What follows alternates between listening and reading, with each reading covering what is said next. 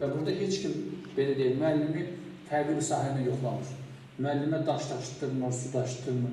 Müəllimlik etdiyi sahədən imtahan edirlər. Özü o qədər çətin olmayan suallar əsasında imtahan olunur. Kifayət qədər primitiv suallar.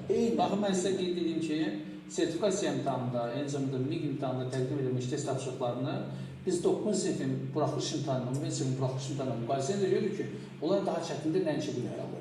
Yəni, özü onlar uşaqdırlar, 15 yaş, 16 yaş uşaqlarla sertifikasiya imtahanına hazırlaşan müəllim. Hər vaxtınız xeyir olsun, dəyərli müəllimlər və dəyərli izləyicilər. Belə bir video çıxdı qarşıma. Təbii ki, yəni mənim bu videoya fikir bildirməməyim ən azından öz ixtisasıma, öz peşəmə qarşı bir hörmətsizlik olardı. Ona görə istəyirəm, yəni bununla bağlı öz yanaşmamı, öz fikirlərimi ortaya qoyum və təbii ki, faktlarla, dəlillərlə, sübutlarla. Öncə deyilən iddialara bir balaca nəzər salaq və hissə-hissə gedək. Yəni yoxlanır.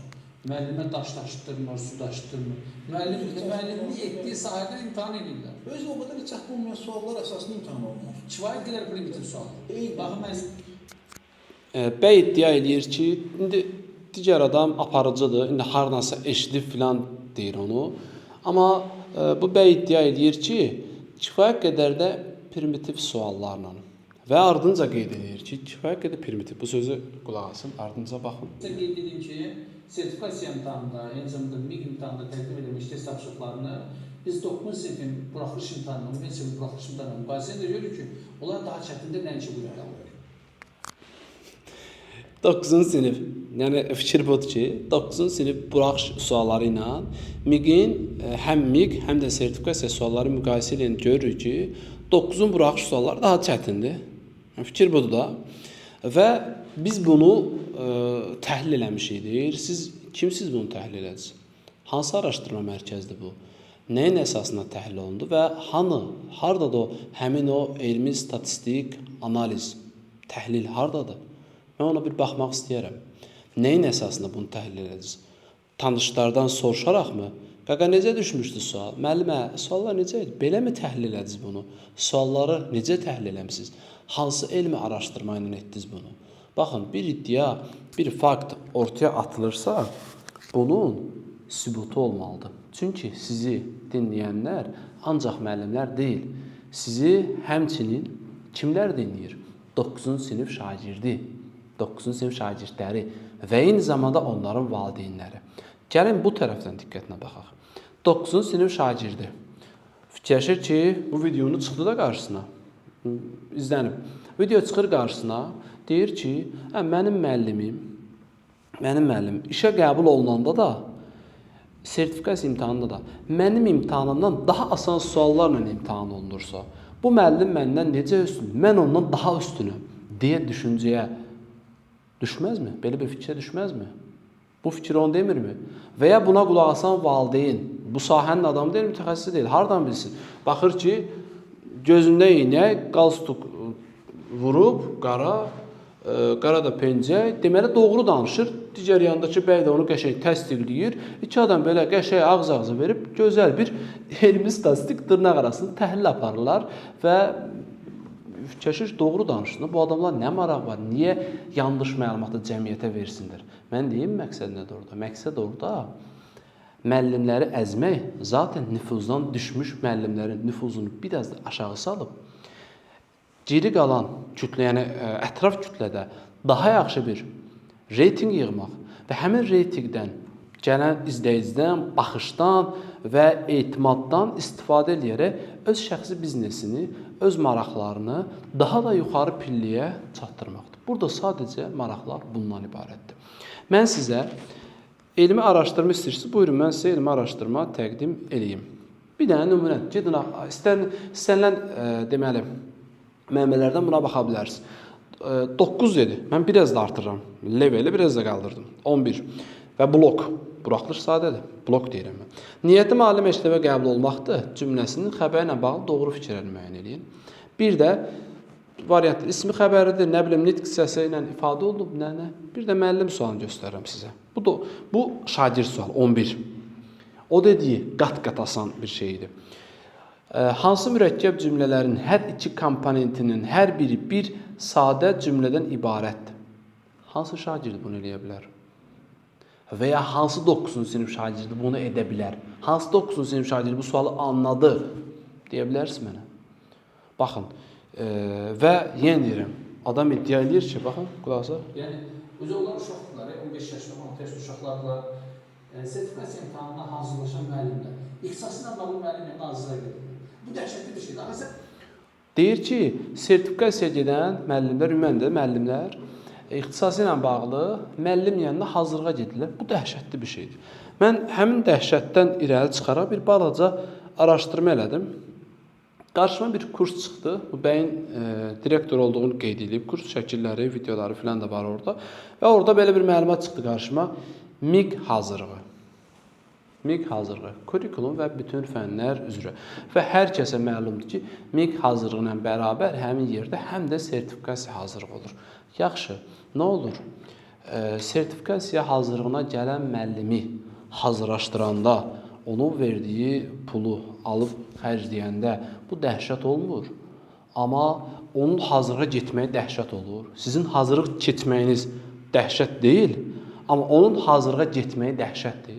Və ya 15-20 dəqiqəyə bir dənə ixtisas seçib ki, bu bal artırmır, bal azaltmır, qeyri-adi bir şey eləmir də, ixtisas orada şeylə yazılanları bura köçürür. Sadəcə 15 dəqiqəlik tövsiyəni, məsləhəti 100-200 manata satmaq dəhşət deyil ki, kimsə sizə demir ki, niyə gedib şagirdləri ixtisas seçimi edib, şagirdə ixtisas seçimi eləyib, şagirdə ixtisas seçimi eləyib, ondan bəlli bir pul almaq, müəllimin yarı ayını maaşını alırsan, heç onda dəhşət olmur.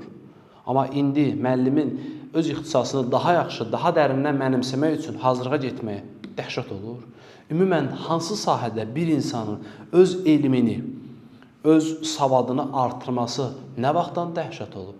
Hər kimin yanında gedir. Belə 11-ci sinif şagirdinin yanında gedir. Sən niyə narahat edir ki? Nə oldu? Alver düşüb aşağı, arendiya çıxmır, icarə çıxmır. Məsələ nədir? Olmaz. Belə şeylə eləmək olmaz. Siz müəllimi şagirdin yanında da nüfuzdan salırsınız. Valideynin yanında da nüfuzdan salırsınız. İctimaiyyətin gözündə də heç eləyirsiniz. Ola bilər hansısa müəllimlər, müəllim adına layiq olmayan hərəkətlər eləyiblər. Bu bütün sahələrdə var da, həkimlərdə yoxdur. Harda yoxdur ki?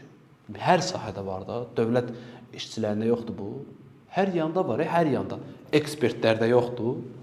Ekspert eləyə bilir bunu. Müəllim səhv eləyə bilməz. Ola bilər müəllimlərin içində var da, ekspertlərin içində yaxşılar da var, doğru olmayanlar, danışanlar da var ki, danışırlar. Və insanlara bunu doğru olmayanları doğruymuş kimi çatdırırlar.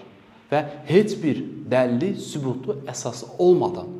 Niyə? Məqsəd nədir burada? Məqsədi öncə qeyd elədim ki, burada məqsəd sadəcə və sadəcə maddi maraq və insanlar bunu anlamırlar ki, burada məqsəd maddi maraqdır. Ona görə belə şeyləri etməyək. Yəni, kimlərsə edirsə özü bilər, amma mənim sözüm valideynlərədir, həmçinin mənim sözüm şagirdlərədir. Əmin olun, müəllimlərin imtahanına, yəni söhbət Azərbaycan ədəbiyyatından və əgər onu ibtidai sinif müəllimini irad tutursa, onu da qeyd edeyim. 9-cu sinif şagirdi ilə sən ibtidai sinif müəllimini necə bir tuta bilərsən ki? 9-cu sinif şagirdi 5 il yuxarı sinif materiallarını öyrənir, hazırlığa gedir, təhsil alır, öyrənir. 4 illik təhsil, hər il ancaq 1, 2, 3, 4-cü sinif uşağı ilə işləyən müəllim. Necə? Unutur da, unuta bilməz. 4 illik deməli, məktəbdə sinifə, ibtidai sinifə dərsləyən bir müəllimin tabili mürəkkəb cümlə və yaxud 9-cu sinif, 8-ci sinif, 7-ci sinif materialı neyinə lazımdır? Lazımdır ona. Lazım deyil. MİQ imtahanında müəllimlərin 4-cü sinifdən yuxarı materiallarla sual deməli sınanması məqsəd uyğundur da seçimdir. Çünki seçim çoxdur. Onların içində bunu eləmək doğrudur. Amma sertifikasiyada nə işləyir bu burada onsuz da? Onun işi yetişdirdiyi şagirdləri. Ona bax sən. Mən demirəm sertifikasiya imtahanı lazımdır. Lazımdır. Amma sertifikasiya imtahanından sonra da bu cür şovlar göstərmək olmaz. və aidiyyəti qurumlar da gərək nə bilim, yəni ən azından belə faktlar görəndə bəzən görürsən ki, xırda primitiv şeyləri paylaşılır. Filan sual zəif idi, ona uyğun bu qədər müəllim zəif cavab verdi. 2021-də, 2023-cü ildə faciəvi şəkildə müəllimlərə qarşı imtahan təşkil olunanda niyə onu ictimailəşdirmirdiniz?